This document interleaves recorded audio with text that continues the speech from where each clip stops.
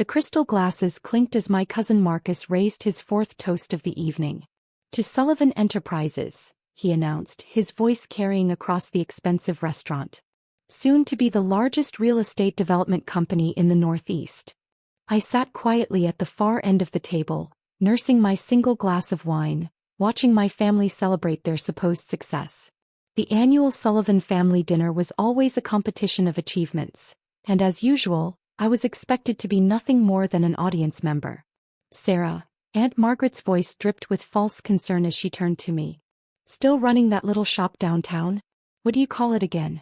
Riverside Books. That's right, I replied, keeping my voice neutral. No need to mention that Riverside Books was just the public face of my real business empire. Let them think I spent my days dusting shelves and recommending novels to retired schoolteachers. Such a shame, my other cousin Victoria chimed in, adjusting her Cartier bracelet. You had so much potential. Remember when you graduated top of your class at Wharton? Now look at Marcus, he's handling billion-dollar developments while you're still. What was it? Organizing reading circles. The family erupted in poorly concealed laughter. I took another sip of wine, thinking about the documents sitting on my desk at Sterling Financial Group. Documents that would soon wipe those smug smiles off their faces. 10 years ago when I graduated from Wharton, everyone expected me to join Sullivan Enterprises. It was the family tradition. Work your way up through the ranks, prove your loyalty, maybe in 20 years you'd get a senior position. That is, if you were male. Female Sullivans were expected to take ceremonial board positions and marry strategic business partners. Instead, I took my inheritance, a modest sum compared to my cousin's trust funds, and bought a struggling bookstore in downtown Boston. My family was horrified. Uncle Richard, Marcus's father and CEO of Sullivan Enterprises, called it a childish rebellion. Aunt Margaret suggested I was having a mental breakdown. What they didn't know was that Riverside Books was just the beginning. While they watched me waste my potential, ordering inventory and hosting local authors, I was building something much bigger. Sterling Financial Group started small, private equity investments, strategic acquisitions, carefully chosen real estate deals.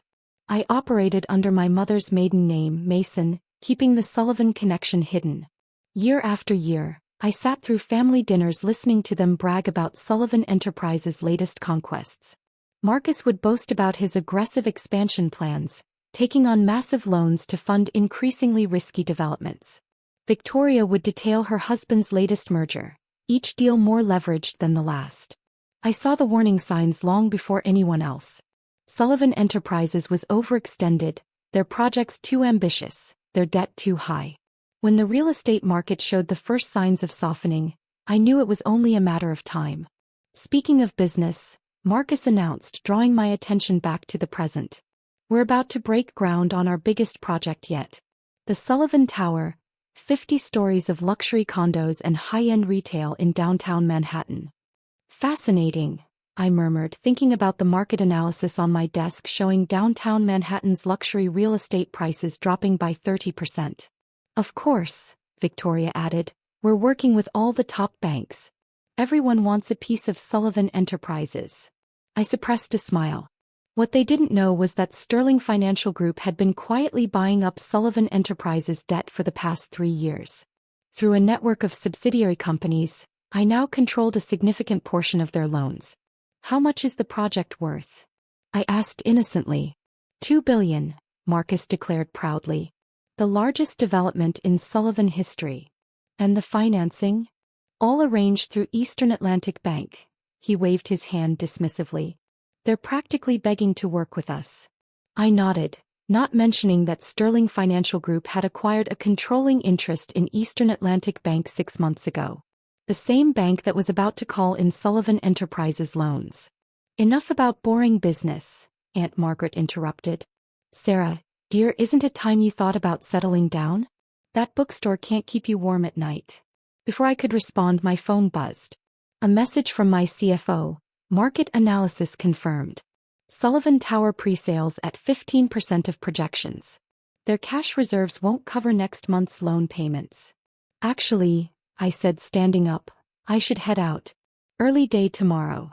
Oh right, Marcus laughed. Got to open the shop bright and early. Wouldn't want your loyal customers to miss their morning romance novels. The family joined in his laughter. I smiled, picked up my purse and walked out of the restaurant. Let them laugh. In exactly 1 week, Sullivan Enterprises would discover they were on the brink of bankruptcy, and their only hope for survival would be a bailout from Sterling Financial Group. I spent the next week preparing. My team gathered every piece of financial data, every overdue payment, every risky investment Sullivan Enterprises had made. The numbers were worse than even I had anticipated. They had leveraged everything on the Sullivan Tower project, and with pre-sales falling far below projections, they were about to hit a wall. The call came exactly as I predicted. My private line rang at 9:47 a.m., displaying Uncle Richard's number. Sarah. His voice had lost its usual arrogance. I need a favor. I know you're good with numbers and, well, we're having some cash flow issues. Would you look over some documents for me? I leaned back in my chair, enjoying the moment. Cash flow issues? Nothing serious, he said quickly. Just a temporary situation. The Sullivan Tower project is taking longer to generate revenue than expected. We just need someone with fresh eyes to review our options. I see, I replied. And why come to me? I'm just a bookstore owner, remember? The silence on the other end was telling. Finally he sighed. Is your family, Sarah? And right now we need family we can trust. I closed my eyes, remembering every dismissive comment, every condescending smile, every time they had treated me like a failure. I'll look at your documents, Uncle Richard. Send them over. An hour later, my assistant delivered a thick folder of financial statements, loan documents and project reports. Everything confirmed what I already knew. Sullivan Enterprises was drowning in debt, and the Sullivan Tower project was about to pull them under. That evening I received another call, this time from Marcus. His voice was frantic, all traces of arrogance gone. Sarah, please tell me you've looked at those documents. The bank, they're calling in our loans. All of them. We need help. I smiled, thinking of the meeting scheduled for tomorrow morning. Don't worry, cousin. I'm sure everything will work out exactly as it should. The next morning I arrived at Eastern Atlantic Bank's downtown headquarters precisely at 8:30 a.m. Not as Sarah Sullivan, the bookstore owner they mocked, but as Sarah Mason, CEO of Sterling Financial Group and majority shareholder of the bank that held their fate in its hands. The executive conference room offered a panoramic view of the city, including the half-finished Sullivan Tower rising like a skeleton against the morning sky. My team was already assembled: lawyers, financial advisors, and board members who had helped me build Sterling Financial Group from nothing. They're here, my assistant Emma whispered, handing me a fresh cup of coffee. In the lobby. Mr. Sullivan seems agitated. I smiled, remembering Uncle Richard's legendary temper. Let them wait 15 minutes. Some lessons require perfect timing. At precisely 9 a.m. the Sullivan contingent was escorted in. Uncle Richard led the way, his usual commanding presence diminished by dark circles under his eyes. Marcus followed, looking rumpled in yesterday's suit. Victoria brought up the rear, her designer outfit and perfect makeup a desperate attempt to maintain appearances. They stopped dead when they saw me sitting at the head of the table. Sarah. Marcus's voice cracked. What are you doing here? I gestured to the chairs. Please sit down. We have a lot to discuss. This must be some mistake, Uncle Richard blustered, though his face had gone pale. We're here to meet with Sarah Mason, the CEO of Sterling Financial Group. Yes, I said calmly, you are. Victoria's perfectly manicured hand flew to her throat. You're Sarah Mason? Among other things. I opened the folder in front of me. Shall we review your situation? Sullivan Enterprises is currently carrying $3.2 billion in debt, with the Sullivan Tower project requiring another $800 million to complete. Your pre-sales are at 15% of projections, and you've missed your last 2 loan payments. Uncle Richard sank into a chair. How did you know all this? I finished for him. I've been watching Sullivan Enterprises for years. Every risky investment, every over-leveraged project, every arrogant decision based on the assumption that the Sullivan name made you untouchable. Marcus leaned forward, his face flushed. So what, this is revenge? You've been planning this all along? No, Marcus. This is business. I pressed a button and financial projections appeared on the screen behind me. Sullivan Enterprises is failing because of your mismanagement, not my planning. I'm simply here to offer a solution. We don't need your help, Victoria snapped, but her voice trembled. We'll find other financing. I raised an eyebrow. Will you? Eastern Atlantic Bank is calling in its loans. Without an immediate cash injection of at least $500 million, Sullivan Enterprises will be forced to declare bankruptcy by the end of the week. You can't do this, Uncle Richard whispered. We're family. Family. I laughed, the sound sharp in the quiet room. Was I family when you mockingly asked about my little bookstore at every holiday dinner? Was I family when you told potential investors not to waste their time on my hobby business? Was I family when you warned Marcus not to help me because I was just a shopkeeper playing at business? Silence fell over the room. Even my team seemed to hold their breath. What do you want? Uncle Richard finally asked, his voice heavy with defeat. I slid 3 folders across the table. Sterling Financial Group is prepared to provide emergency financing to prevent immediate bankruptcy. In exchange, we'll take a controlling interest in Sullivan Enterprises.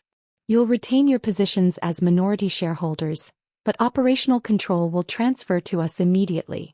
Marcus flipped through the documents, his hands shaking. You're taking everything. No, I corrected him. I'm saving everything. Without this deal, Sullivan Enterprises dies and the Sullivan name becomes synonymous with failure. Your choice.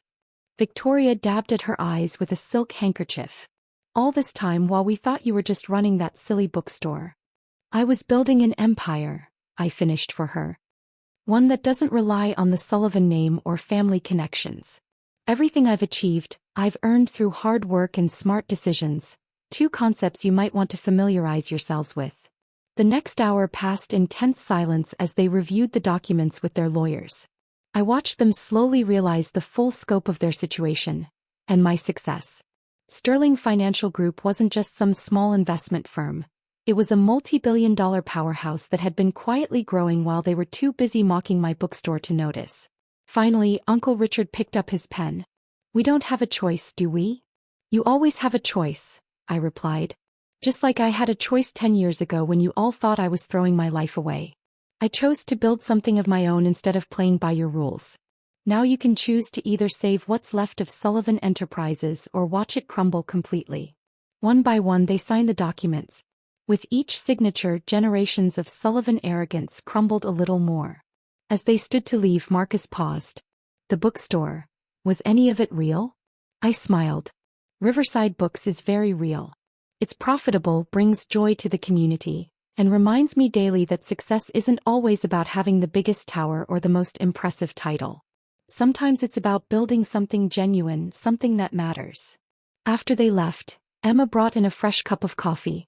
Congratulations, Ms. Mason. Or should I say Ms. Sullivan? I shook my head. Mason is fine. The Sullivan name doesn't mean what it used to. Over the next few months, Sullivan Enterprises underwent a complete transformation. The Sullivan Tower project was redesigned into a more sustainable mixed-use development.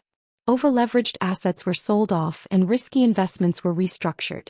Under Sterling Financial Group's management, the company slowly began to recover. My family's reaction to the takeover varied. Uncle Richard took early retirement, unable to face the reality of his diminished role. Victoria threw herself into charity work, carefully avoiding any events where she might run into me. Marcus, surprisingly, showed genuine interest in learning proper business management, though it would be years before he earned any real responsibility. The annual Sullivan family dinner the following year was a notably different affair. Gone were the boastful toasts and competitive achievements. Instead, there was a quiet acknowledgement that perhaps they had underestimated the quiet cousin with the bookstore. Aunt Margaret approached me during dessert, her usual condescension replaced with something close to respect. I never understood why you bought that bookstore, she admitted. Now I realize we were the ones who couldn't see the bigger picture. I sipped my wine, thinking of the small shop downtown where I still spent Saturday mornings helping customers find their next favorite book. The bigger picture isn't always about size or power, Aunt Margaret. Sometimes it's about building something meaningful whether others understand it or not. Late that night I walked into Riverside Books, breathing in the familiar scent of paper and possibility. The shop was closed, but light spilled from my small office in the back where I often worked on Sterling Financial Group business. On my desk, next to reports about billion-dollar acquisitions and market analyses, sat a well-worn copy of my favorite childhood book, a story about a young girl who dreamed bigger than anyone thought possible. I ran my fingers along the spines of nearby books, remembering how my family had laughed when I bought this place. They never understood that Riverside Books wasn't just a cover story or a hobby. It was a reminder that success comes in many forms, and the loudest voice in the room isn't always the strongest. My phone buzzed with a message from Emma. Sullivan Tower redesign approved by City Council. Construction resumes next week. I smiled, settling into my favorite reading chair by the window. Outside, the city lights twinkled like stars, each one a reminder of the empire I'd built while my family was too busy mocking my tiny shop to notice. Sometimes the best revenge isn't about destroying your critics. It's about succeeding so completely that their criticism becomes irrelevant. The next morning I opened the shop as usual, helping a young girl find a book about a businesswoman who changed the world. As I watched her eyes light up with possibilities, I thought about legacy and success, and how sometimes the smallest dreams lead to the biggest victories. Let my family keep their Sullivan name. I built something better. An empire founded not on arrogance and tradition, but on hard work and genuine value. And unlike Sullivan Tower, that's something that can never be mortgaged or lost. The best part? I still get to spend my Saturdays recommending books to retired school teachers. After all, some successes can't be measured in dollars and cents.